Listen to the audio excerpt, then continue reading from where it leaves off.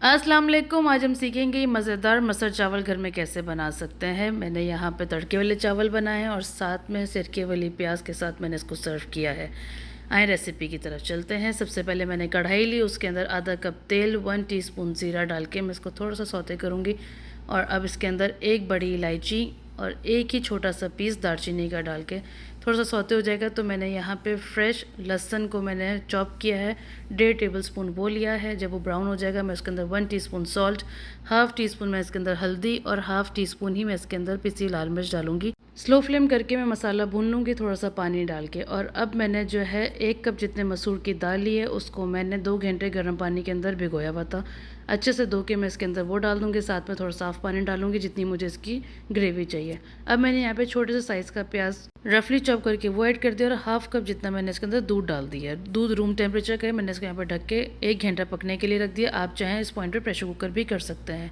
अब मैं यहाँ पे सैलेड बना रही हूँ, उसके लिए मैंने 1 प्याज लिया, उसको स्लाइस किया, 4 टेबलस्पून मैंने इसके अंदर वाइट विनेगर लिया है और 4 टेबलस्पून ही मैंने इसके अंदर पानी डाल के इसको रख दिया। 2 से 3 घंटे ये ऐसे ही रहेगा और सैलेड तैयार हो जाएगा सिरके वाली प्याज। अब हम चावल लेंगे। मैंने यहाँ पे 1.5 कप चावल लिए हैं, उसको मैंने 15 मिनट भिगोने के बाद चावल को मैंने चूल्हे पे चढ़ा दिया नमक डाल के। अब मैं ये चावल इतने पकाऊंगी कि सिर्फ इसके अंदर दम की कसर है। और दूसरी तरफ जो मैंने मसर रखे हुए थे जिसको पकते हुए 1 घंटा हो गया, उसके अंदर मैंने बीटर मारा ताकि मसर यकजान हो जाए अच्छे से। अब मैं चावल को स्ट्रेन कर दूँगी। चावल को स्ट्रेन करने के बाद मैंने पतीले के अंदर 4 टेबलस्पून ऑयल लिया, हाफ़ टीस्पून जितना मैंने इसके अंदर ज़ीरा लिया है साबुत, और मैंने बिल्कुल छोटे साइज़ का प्याज लिया था जिसको मैंने स्लाइस कर लिया।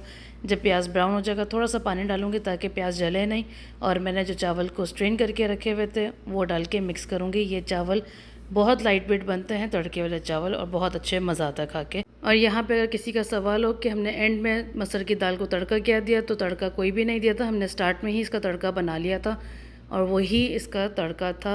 आप ज़रूर ये रेसिपी ट्राई करिएगा, बहुत मज़े के मसर चावल बनते हैं। मैंने इसको लीमू के अचार के साथ सर्व किया है। लाजमी ये रेसिपी ट्राई करिएगा। मेरे चैनल को लाइक करिएगा, शेयर करिएगा, सब्सक्राइब करिएगा। Thank you for watching.